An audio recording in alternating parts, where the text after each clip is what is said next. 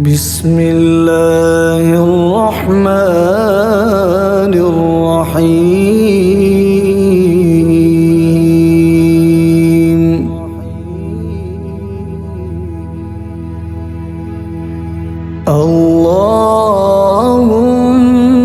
اللهم إني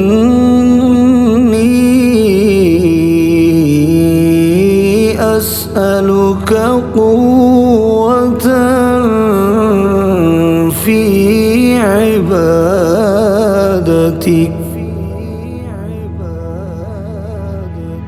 وتبصرا في كتابك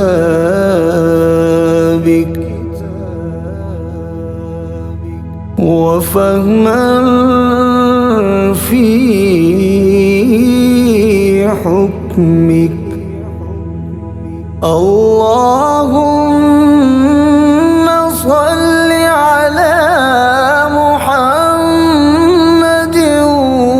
وآل محمد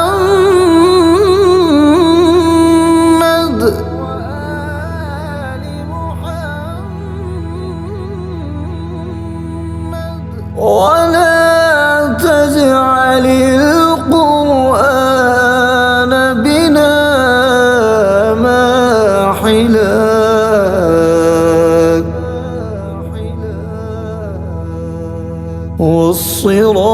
والصراط زائلا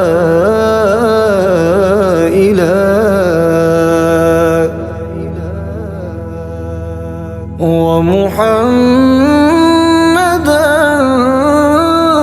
صلى الله عليه وآله وسلم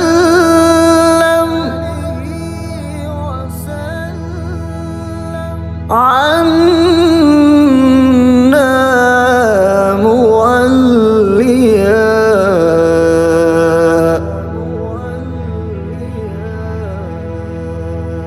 برحمتك يا